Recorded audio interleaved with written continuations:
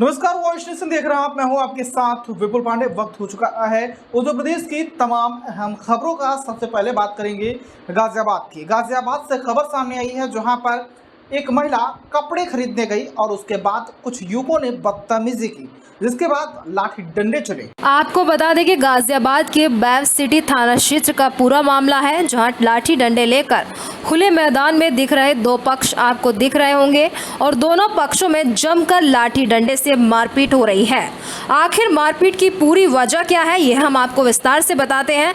दरअसल डासना इलाके में बृहस्पतिवार को पैट बाजार लगती है, जहां एक महिला कपड़े खरीदने आई थी। महिला के साथ आए युवकों द्वारा दुकानदार से बदतमीजी की गई। बात इतनी बढ़ गई कि दोनों पक्षों में लाठी डंडे व लात घूंसे से जमकर मारपीट हुई।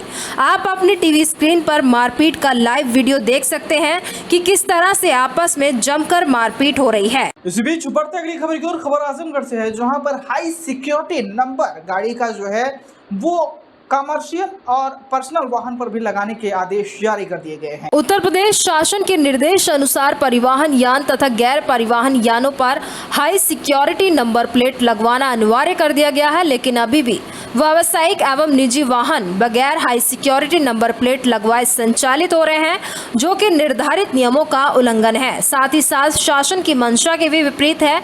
परिवहन आयुक्त के निर्देश अनुसार परिवहन विभाग एवं पुलिस विभाग द्वारा संयुक्त रूप से चेकिंग अभियान चलाया जाएगा, जिसमें ऐसे वाहन यान एवं गैर परिवहन के साथ साथ जो निजी वाहन जिनका पंजीकरण 1 अप्रैल 2019 से पहले हुआ है एवं उन पर हाई सिक्योरिटी नंबर प्लेट नहीं लगाई गई है, चेकिंग के दौरान हाई सिक्योरिटी नंबर प्लेट न लगवाने के अभियोग में चालान करते हुए वाहन को सीज कर दिया जाएगा।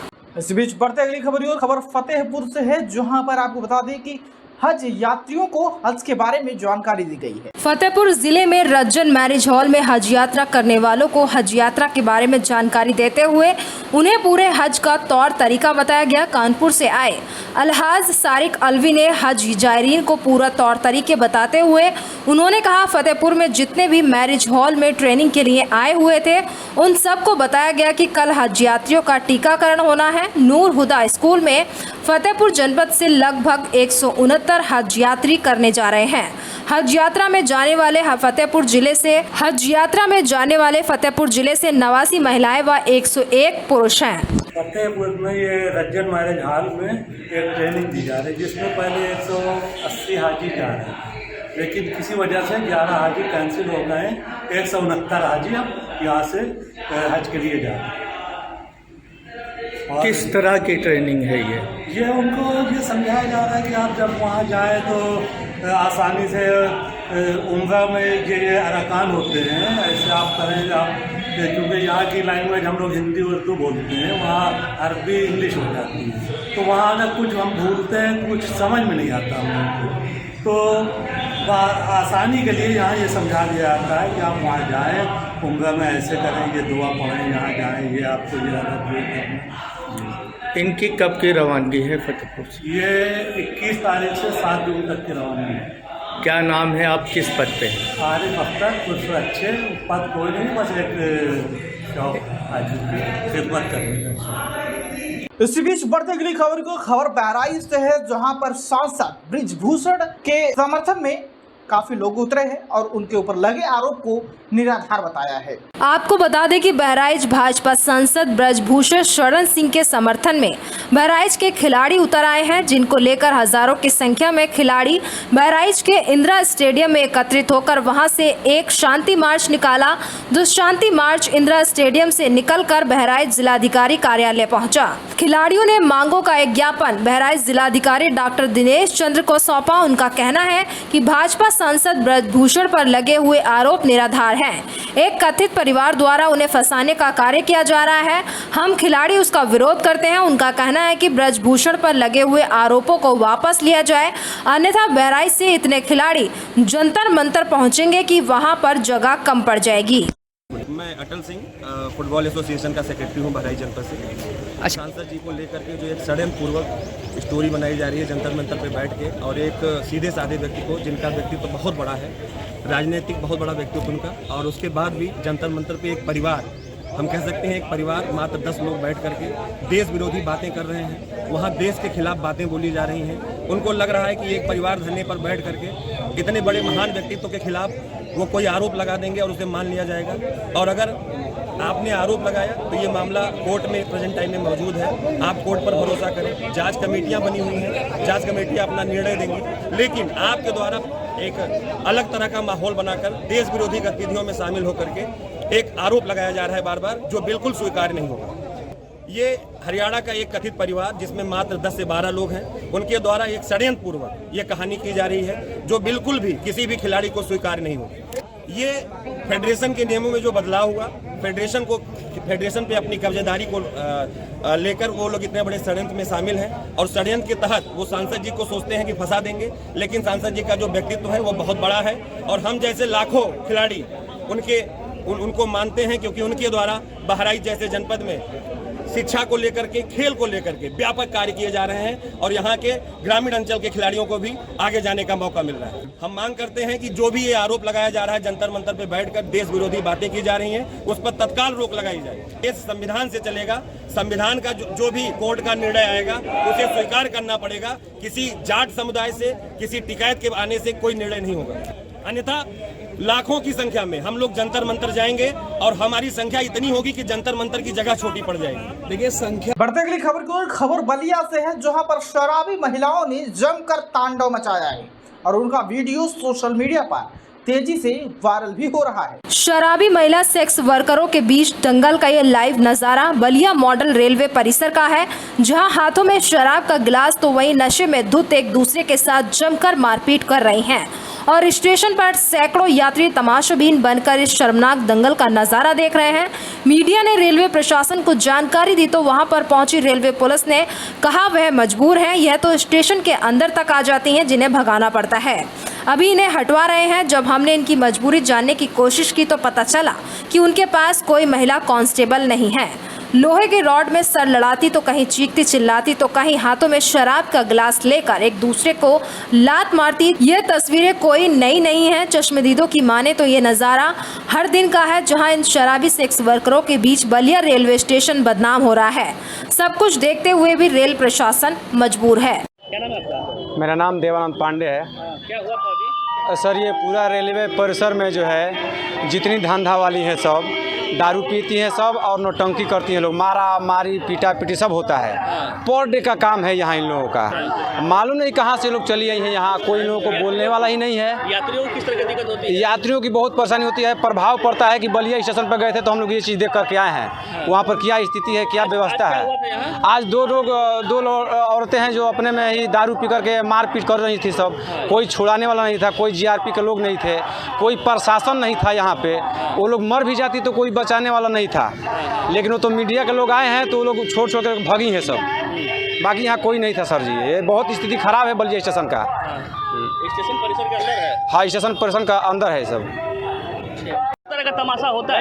ध्यान दिया जाएगा, क्योंकि आपके उस परिसर में भी मैंने देखा, 4 दिन पहले भी देखा। ये यही नहीं सर, ये महिलाएं आपके अंदर भी रहती हैं सब, स्टेशन प्लेटफॉर्म के अंदर तक घुस जाती हैं सब। कभी कभी घुसती हैं सब, लेकिन उनको भगाया जाता है।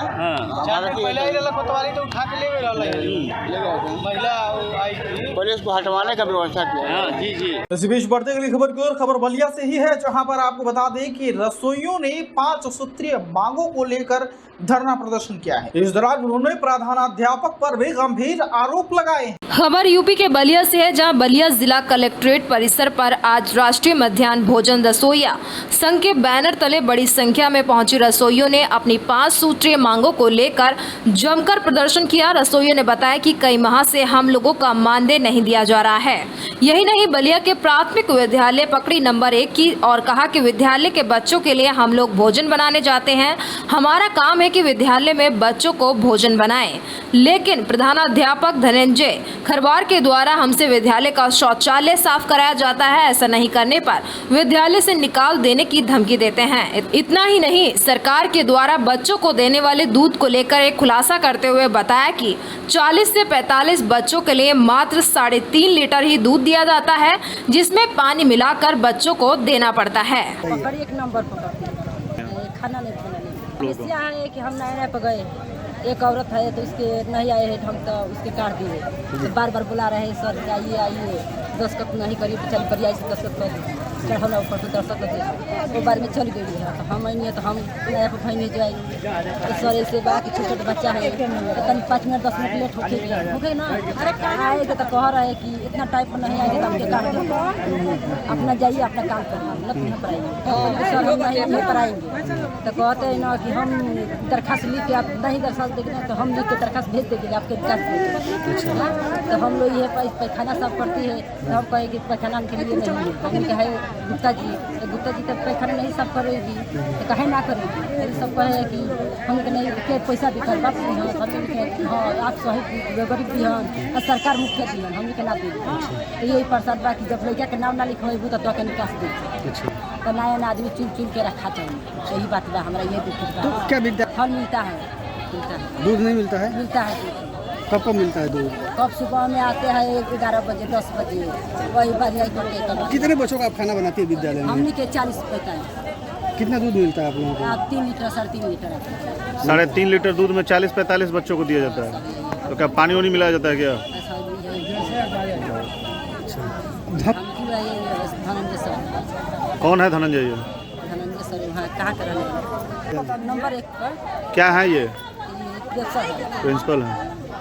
इस बीच बढ़ते अगली खबर की ओर। खबर नोएडा से है, जहां पर नोएडा प्राधिकरण पर एक किसान ने सवाल उठाया है। पूरा मामला नोएडा के सेक्टर 76 स्थित सौरखा गांव का है, जहां के रहने वाले कृपाल यादव की कुछ जमीन में पशुपालन और अन्य काम किए जाते हैं। नोएडा प्राधिकरण द्वारा को यहां पर तोड़फोड़ की कार्रवाई की गई। इस कार्रवाई के बाद किसान कृपालू यादव ने नोएडा प्राधिकरण के अधिकारियों पर मनमानी करने का आरोप लगाया है।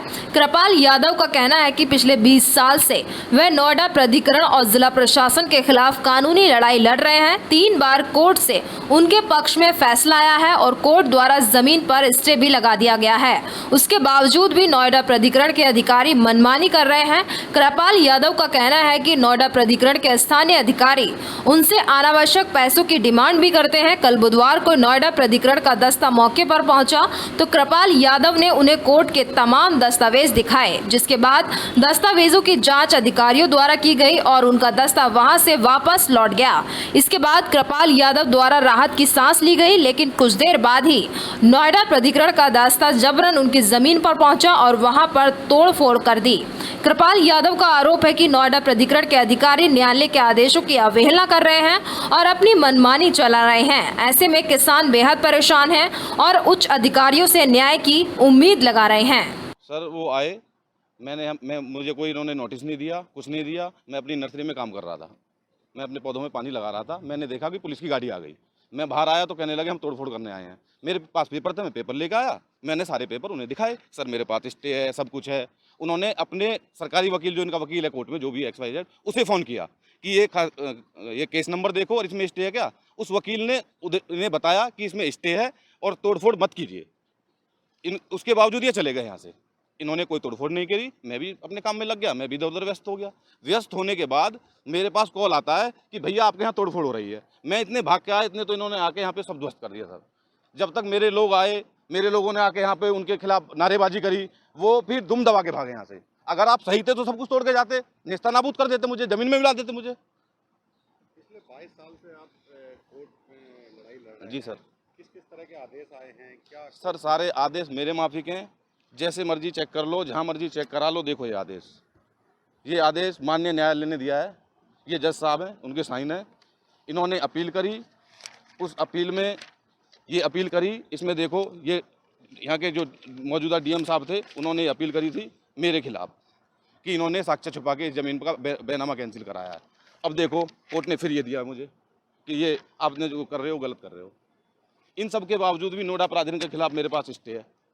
नोएडा प्राधिकरण से भी मैं केस लड़ रहा हूँ, सरकार से भी मैं केस लड़ रहा हूँ, इन अधिकारियों से भी मैं लड़ रहा हूँ। अब मैं कहाँ जाऊँगा सर, बताओ। किस तरह की डिमांड की जाती है? सर पैसों की डिमांड आती है अलग अलग तरीके से। लाख रुपए दे दो, 2 लाख रुपए दे दो, सेफ रहोगे, हमें देते रहोगे तो चलता रहेगा, नहीं तो एक दिन सब ध्वस्त हो जाएगा, आपको भगा दिया जाएगा।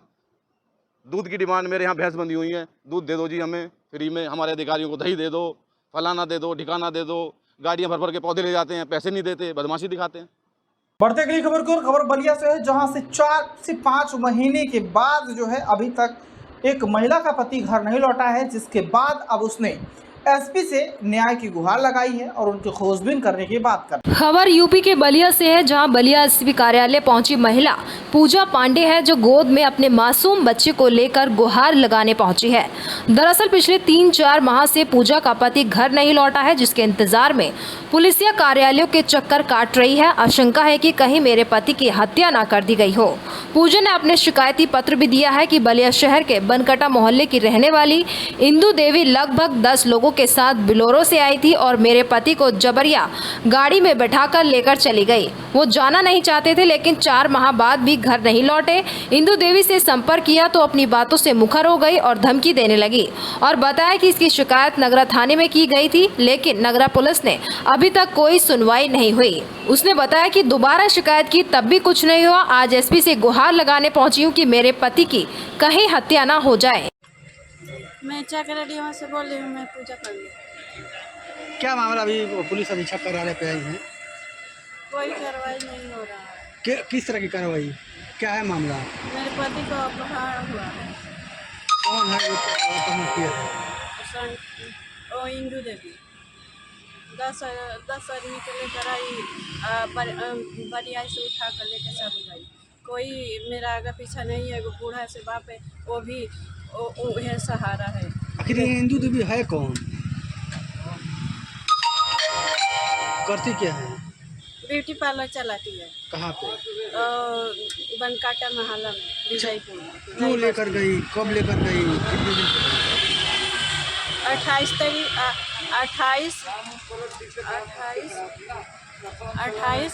को लेकर गई। कितने दिन हो गए?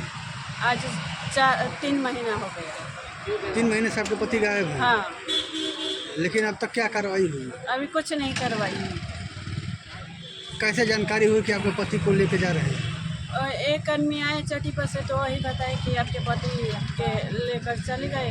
तो मेरे बाबू ने आकर बताया कि मम्मी पति को लेकर चले गए, पापा को लेकर चले गए। तो तब मैं जानी। अच्छा, कहाँ से लेकर गए हैं? डीएमओ चटी पर से। कैसे लेकर गए? हाँ, कैसे लेकर गए? वो आए थे 10 बजे दिन से आए थे, आकर बैठे थे। वो चटी पर गए गुटखा लेने, पीछे से पकड़ कर लेके चले गए। वो जाना नहीं चाहते थे, तो बरियाई से उठा कर लेके चले गए। कोई कार्रवाई नहीं हो रहा है। मैं 3 महीने से दौड़ रहा हूँ। कहाँ कहाँ चक्कर लगा चुकी है? नगरा, बलिया, रसड़ा। अच्छा, सभी जगह लगा चुकी? हाँ, सभी जगह लगा चुकी है। 5 बार गया तो कोई कार्रवाई नहीं हो रही है। हाँ, मेरे छोटे छोटे बच्चे हैं। मैं लेकर 3 महीने से मायके में पड़ी हूँ। मुख्यमंत्री जी से कैसी गुहार, किस तरह गुहार लगाएंगे? इसी तरह। नहीं, आप जब नगरा थाना गई तो वहाँ से क्या कार्रवाई की गई है? कुछ नहीं कार्रवाई हुई। अभी आप बलिया आई हैं, हाँ। एसपी साहब से आप मिली तो उन्होंने क्या आश्वासन दिया आपको? वो आश्वासन कुछ नहीं दिए। इस वक्त की खबरों में फिलहाल इतना ही। देश दुनिया की तमाम खबरों के लिए देखते रहिए वॉइस नेशन। दीजिए इजाजत और खबर को लाइक करिए, पसंद आए तो शेयर करें और चैनल को सब्सक्राइब करना ना भूलें। धन्यवाद।